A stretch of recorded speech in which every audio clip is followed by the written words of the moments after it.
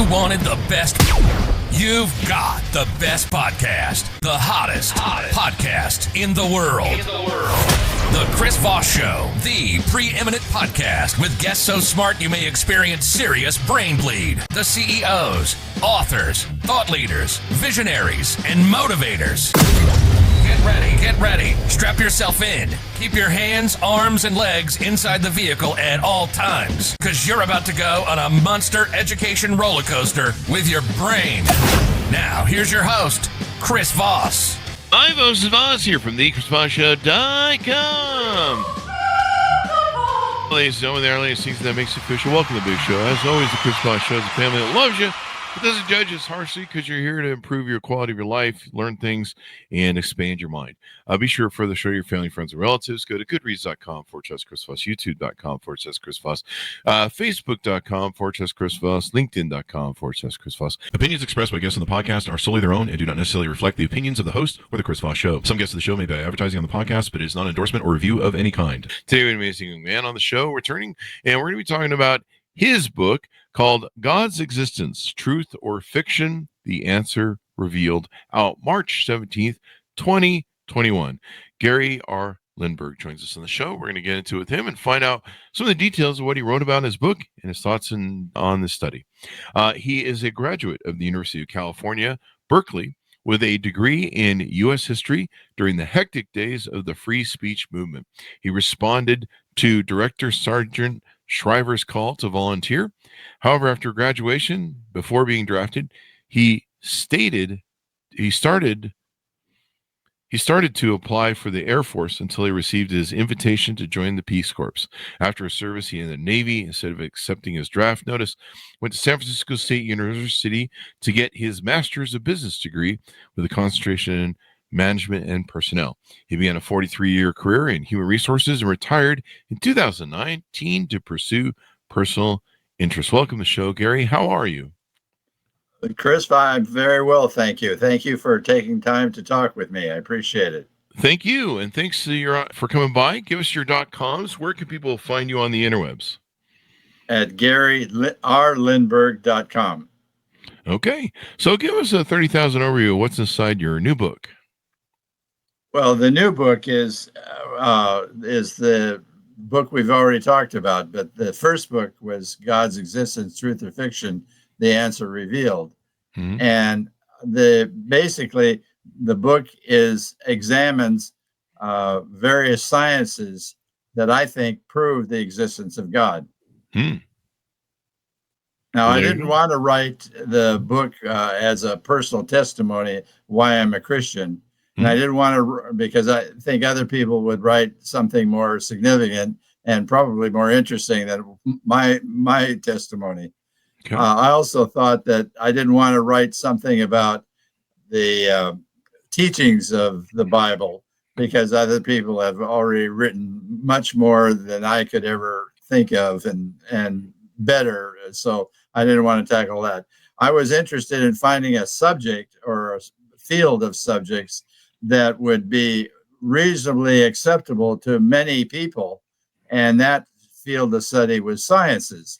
So I examined half a dozen different sciences, including botany, zoology, human anatomy, astronomy, chemistry, physics, plus mathematics, to find evidence that would indicate that God existed. So you write about this in your book. Now, is this the first? I know we talked about what you meant, the newer book. Is this a part of the book in a series? No, sir. This is the first book I wrote. And then I wrote another book, The Vegetable Grows and the Lion Roars, my Peace Corps service in the 1960s. And then finally, more recently, I wrote God's Existence, Truth or Fiction. Deeper Thoughts for Greater Insights, because I wanted to explore some of the topics a little more thoroughly. And also I wanted to give some of my thoughts about the books of Genesis and Exodus. So that I found that very interesting. And I thought that was something that needed further exploration. More exploration. and stuff like that. In telling the story of your inside your book, how do you where do you start out? Where do you find issues with maybe how Christian assumptions about the Bible maybe might be incorrect or maybe correct? Well, we've already discussed that. The truth or fiction is a different focus, and Okay. there I'm looking at the different sciences where you find evidence that God exists. Hmm. Now, I might point out that I had basically three reasons for that inspired me to write that book to start with. And first of all, as I was growing up, I started having thoughts that other people didn't seem to have, and or at least didn't express to me. Mm-hmm. And one of the, for example, I started asking myself, who created the Bible? Well, the answer to that seemed pretty clear to me, that God created the Bible because he inspired various people to write it and to organize it. Hmm. Well, then I asked myself, well, who created science? Well, the answer to that was pretty clear to me too, because God created the universe and all that's in it. So he's created science thereby. And so then it stunned me when I answered the second question, because it occurred to me that then if God created the Bible and God created science, they both must say the same thing or something very similar. Mm-hmm. So then I started saying, well, maybe the Bible and science are not contradictory like a lot of people seem to feel, including Christians and critics. Mm-hmm. So they both say that there's a contradiction between them. And I'm starting to look and see maybe there's not so much of a contradiction that some people want to assume. And so that was the first factor that inspired me to write the book. The second factor occurred when I was a sophomore in high school. And then it was time for me to take biology. And it turned out that I happened to ask a number of other students who had already taken biology what was required in the class and what did they spend their time on. And the answer was that they spent a lot of time dissecting frogs. That really didn't excite me. I wasn't too interested in. Come on, you're not into frogs. Yeah, the frogs are, let them alone. I don't know. I just didn't want to cut them all up. Yeah, So, I didn't want to do that either. So the result was that I decided to take botany instead of biology. Uh-huh. Well, when I took botany, I learned a very important lesson. And that lesson was that all plant life, every piece of plant life, is organized in 7 levels of categories: kingdom, phylum, class, order, down to the most specific level of species. Well, that was an interesting fact. I didn't know that before. But later in life, I learned that all animal life is also classified by the same 7 levels of categories: kingdom, phylum, or class, order, down to the most specific level of species. Well, then it struck me, my God, how can that happen?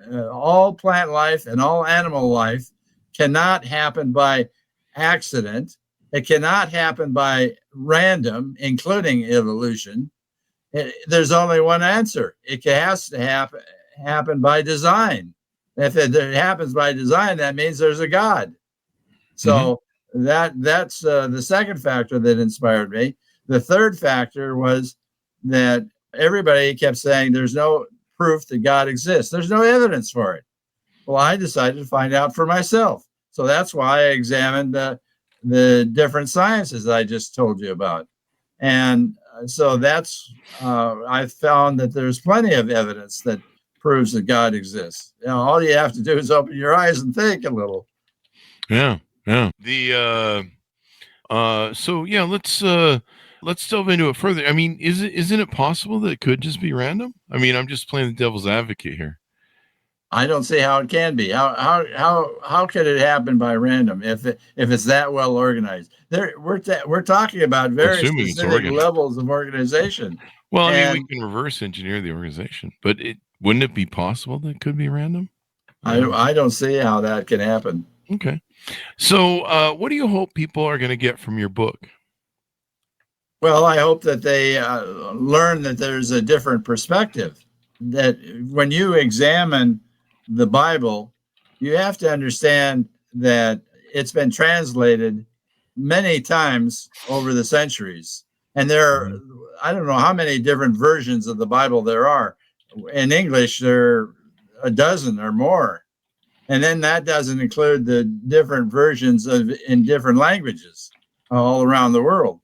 And so when you have that kind of diversity of translations, it's incredible. You know, when I was in the Ivory Coast, I happened to listen to a song on the radio one day, and it was the La Toile de ma Maison, and that was the title of it. And it was a very familiar song, and I had to think about it, and then I realized, well, I knew that song from the United States. It was called Green, Green Grass at Home, sung by Tom Jones. It was the same song. But if you translate Green, Green Grass at Home into directly into French, you have to say Verte, Verte, le pelouse de ma maison. That's not the same as La Toile de ma maison, which means the roof of my house. So when you're translating over centuries, you have to understand what the meaning of the real meaning of the word is. For example, I've determined that there's the word day has not been translated correctly. The word year is different. The word earth is different. What we have to do is examine what do those words mean 6,000 years ago or thereabouts.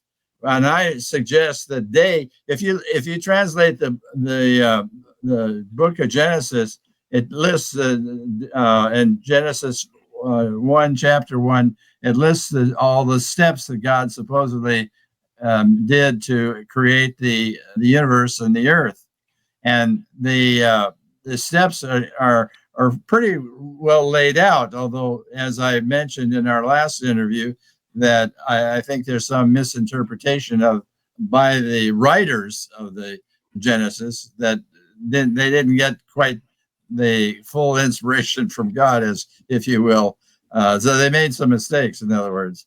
But the point is that day, if you translate the word day and you say, what is a day? Well, most people think, well, a day is 24 hours, right? That seems the logical conclusion, except when you do that, you translate it according to the perception of the receiver of the information, not the source of the information. And if you translate it according to the source of the information, that would be God. You have to understand that a God day doesn't constitute 24 hours. God is not a magician. He doesn't instantly snap his fingers and voila, we've got the universe, and voila, we got solar systems, and voila, we got different planets, including the Earth. And he didn't work that way. He took millions, if not billions of years to do that. And so each of those days are God days, not human days from a human perspective. So millions of years or billions of years, as whichever is correct, would be from the perspective of a human being. And I'm saying that when the Bible says a day, it's also and science says dinosaurs lived for millions of years, and previous human species lived for many, many years ago. All that happened over a long period of time, which would be a God day. And we have to interpret the Bible correctly. And a year, what is a year? What is the earth? How much I'll repeat myself from their previous interview. What does the earth mean to a person 6,000 years ago? Did they know about India? Did they know about China? Did they know about Australia? Did they know about North America? Did they know about South America? Did they know about Russia? No, they didn't know those things. So what is an earth? What does the earth mean to them? I would guess that it means the Mesopotamia Valley, the area of the land that they actually walked and knew. That's what the term Earth meant to them. Now, we have a different perspective, and so we make assumptions that, oh, they must be thinking the same way we are, and that's a false assumption. Oh, wow. Yeah. False assumptions, folks. Don't make them. Yeah, it's kind of interesting how the world's working right now with gods and all sorts of existence and stuff. So you believe that some of the research you've turned over and found and stuff really validate the existence of God? Yes, sir. Because, for example, when I wrote the book, God's Existence, Truth or Fiction, The Answer Revealed, I looked at human anatomy, for example. You asked, there was a question that I thought you might ask about which branch of science, cosmology, biology, or physics, would offer the most overwhelming evidence, and to me, and why. And I would say those areas did offer significant evidence of the existence of God and do offer evidence.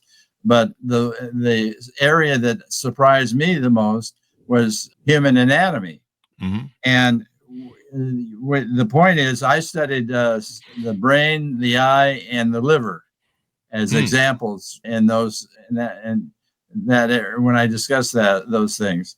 And the brain has 100 billion neurons, 100 billion neurons, and 1 quadrillion intricate electrical connections, which we call synapses, within the brain. And the eye itself has light sensitive cells, 137 million of them. And each one is independently connected, a cell in their brain where the optic nerve transmits signals to your brain at approximately 300 miles per hour. That doesn't strike me as something that evolution would create. I can't see that happening. And then the liver filters the blood that circulates in the body.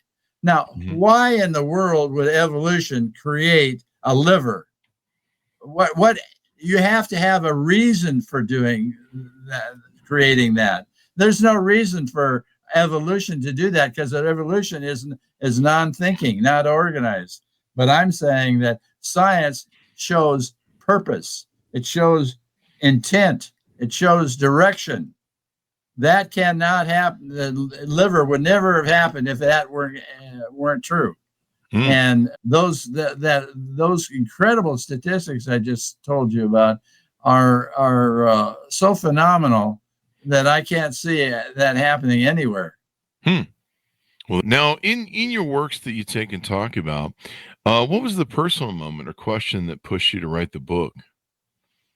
Well, there's no personal question to write the book, other than the fact that I wanted to prove that God existed, and I wanted to have evidence of that. And people said that there's no evidence. Well, I'm beg to differ with them, because I think there's plenty of evidence, and the evidence. And I even, besides all the sciences I presented, at the end of my book, God's Existence, Truth or Fiction, The Answer Revealed, I cited, I made a statement that God has a sense of humor. He put in his reminder to all of us that he exists, and that reminder was our senses, the 5 senses: taste, smell, touch, hearing, vision. Because every second of every day we are reminded that God exists. That's my example of God's humor, sense of humor. Which branch of science, cosmology, biology, or physics, do you think offers the most convincing evidence to you? Well, like I say, I think all those areas contribute to the proof of God's existence. But as I just mentioned, I think the subject area that convinced me the most was human anatomy, as I just described. If a listener wants to take one concrete takeaway or aha moment from the book, what would it be? I think it would be that we need to change our understanding and perception of both science and the Bible, because I think both have been misinterpreted and mistranslated over the years. When I wrote the book, I wasn't thinking of it at the time I wrote it, but there are basically several assumptions, or there's one basic assumption, I should say, that I used in writing the book, but didn't voice. That, first of all, let me point out that in the Bible, it says that Jesus told his followers that if they see a dark cloud over the sky, they know it's going to rain pretty soon. And the American Indians, I used to track different animals, and for when they went hunting, deer, bear, buffalo, and they would read the tracks that the animals left when they walked across the plain, and that's how they tracked them. And they knew what kind of animal it was because of the tracks, and so that gave them if they wanted deer, they knew how to follow the deer tracks. If they wanted buffalo, they knew how to follow the buffalo tracks. And even American frontiersmen like Daniel Boone or Kit Carson, who tracked animals, they knew those things too. There were a lot of frontiermen that used the same method that the Indians used. Archaeologists, they find fossils and they find old ruins of cities, and they create drawings or images of all the different animals that the dinosaurs. We have images of those things. We didn't know anything about it. How do they know that from just the fossils? But they're looking at, in other words, these are footsteps or footprints that have revealed other things, including villages and so forth. And they really show that the people that are there, what they were looking for. And I'm saying that God has left footprints in existence, which amount to those things I've mentioned in science. And I think that's how we don't need to have an experiment that defines that God exists. He left so much evidence that if we just look and think, we can see it. Now, in your book, critics often say science can't test the supernatural. How do you respond to that challenge? Of course they can't. Nobody can test whether God exists, but what I just said is that God has left footprints in human existence, but through the sciences, and those are ways we can understand that and find proof that God exists. And you don't need to have an experiment to prove that. There you go. Well, what's the strongest counter argument you encountered while writing the book, and how did you answer it? I really haven't had any counter argument that seemed to make any sense to counter. And my purpose was not trying to debate the issue about it. My purpose was to offer evidence that I thought proves the existence of God. And I did not write the book to scientific journals or even religious journals to persuade anybody about this. I wrote my thoughts and opinions and sent it and published it in a book, and have talked about it to different people about it in podcasts or in print, but it's all been in general circulation, not in actual debates with other scientists. Oh, not yet. Now, since my books are relatively recent, the point I want to make is that I don't think it has been out long enough for scientists to be able to want to debate it or argue about it. If I had written it in scientific journals, then I think we would have had a quicker response to it. No scientists or theologians reach out to debate you yet or support your conclusions since published. It's still pretty new, right? I think it's still pretty new. That's my thought. Yeah. Which chapter was the hardest one to write? What made it so personal for you?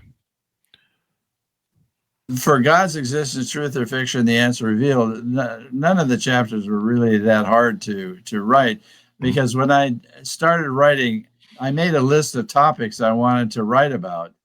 And then I turned the list of topics into an outline. And then I just followed the outline and wrote about the different subject areas in the outline. There was a challenge in the sense that as I wrote and continued to write, I started having thoughts that I missed this point, or I didn't say this sort of thing, or whatever. And so I added that to my narrative and finally finished putting it together. That's probably what was the biggest challenge for me at that time. Mm-hmm. Well, there's challenges you run into when you write a book and you study this data. What do you hope young skeptics or curious believers feel after finishing reading your book? Well, I hope that they understand that we need to think about the perspective we bring to the subject, and realize that definitions of words and everything have varied over centuries, and we're talking about thousands of years even. When we talk about the definition of different words, it matters, because in the book in the Bible, Old Testament was written in Hebrew, and the New Testament was written in Greek, but both Hebrew and Greek have words that don't exist in English, and English has words that don't exist in Greek or Hebrew. And sometimes words in Hebrew or Greek have several different meanings, and it depends on how you translate it. Makes a big difference on what the English version is going to be, and or even in other languages. So I think young people need to realize that they need to be careful about the translations, and they need to be careful about the definition of the words. I think that the words need to be translated according to the meaning of the people who spoke those words 6,000 years ago, not according to our modern day interpretation of what we think is the right word. So as we go out, what do you hope readers take away, or listeners, from this show? What's one action after hearing this interview? What would you like people to do after hearing this interview? Well, I want them to read the book and decide for themselves whether it offers evidence or not. And if they understand the points I'm making about the perspective and about the definition of words, I think they'll come away with a greater understanding of what the Bible, Old Testament, in this case, really shows. And I think that they will expand their horizons. Well, hopefully so. It definitely should interest people in their faith and everything else. Are there any other books you have coming up that you're working on? Not at this time. I'm promoting the 3 books I already have, and that's a handful right now. And more people. Give us the titles of the other 3 books so people have them. Well, the first book was God's Existence, Truth or Fiction, the Answer Revealed.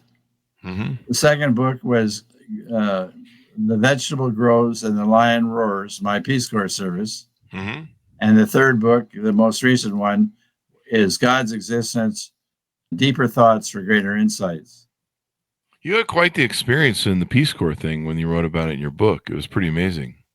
Yes, I did. And that was when in the 1960s, when Sergeant Shriver and John F. Kennedy created the Peace Corps, and I thought that was a challenge that I wanted to follow, and it turned out that it worked out pretty well for me. I had a great 2.5 years.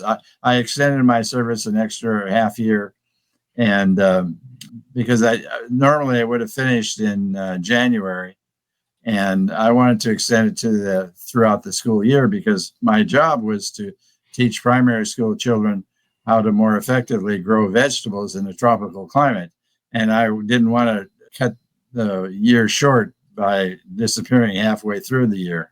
Mm-hmm. So that's probably important. I think more people need to do that. I think that's one of the things that we're missing in our society is youth that understand the world. And we don't have enough of that nowadays. And people just take, I don't know, everything for granted. I remember when 9/11 happened, I was like, what, people hate us? I thought everyone loved America. And I had to start learning about the world and what was going on in it and why there were some people that didn't like America.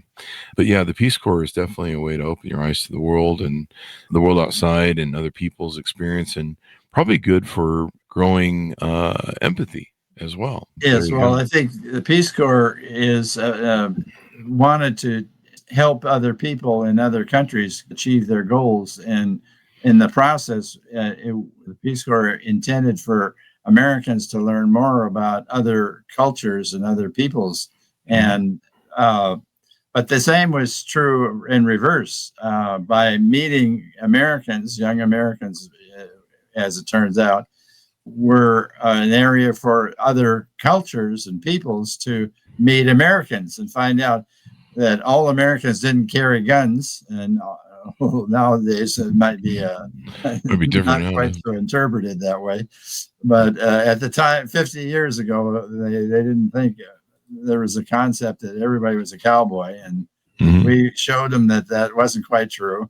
And they thought of America being a land of violence, and well, that kind of didn't work out quite as well as some other things. But anyway, the point was that it was an opportunity for a mutual understanding, and I in my school gardens program, I was thrilled that it worked out very well. That was not true for the rest of my group, who were still in the health education project that I was initially invited to participate in. They just happened to ask for some volunteers out of our group to involve themselves in an experimental school gardens program. The Ivory Coast was a former colony of France, so the national language is French, and there are a lot of French agricultural engineers and agronomic engineers, and so the Ivory Coast government was not really excited about having Americans come in and teach school gardens, but actually an engineer is not really interested in doing what we did, which is visit the schools and teach them gardening techniques. They have more lofty goals and expertise that we didn't have, and they contributed in other ways that were probably much more significant than ours. Well, this has been super interesting to find out more about all this stuff. Give us your final pitch out for people who are up your book, wherever fine books are sold as we go out. My book is available at amzn.to and barnesandnoble.com, or by the publisher. Dorrance is the publisher for God's Existence, Truth or Fiction, The Answer Revealed, and Book Baby is the publisher for God's Existence, Deeper Thoughts or Greater Insights, as well as The Vegetable Grows and The Lion Roars, my Peace Corps service. So those they can go directly to the publisher, or they can go to Amazon, and some other bookstores might be able to order them for them as well. There you go. Well, thank you very much for coming on the show again. We really appreciate it and your insights and research. Well, thank you, Chris. I appreciate the time you've taken to talk with me, and the opportunity to talk to you again. I'll look forward to maybe another time. So, folks, order the book wherever fine books are sold. And God's Existence, Truth or Fiction? The answer revealed out March 17th, 2021. Thanks so much for tuning in. Go to goodreads.com/Chris Voss, linkedin.com/Chris Voss, Chris Voss1 on the TikTokity, and all those crazy places there. Be good to each other. Stay safe. We'll see you next time. And that should have a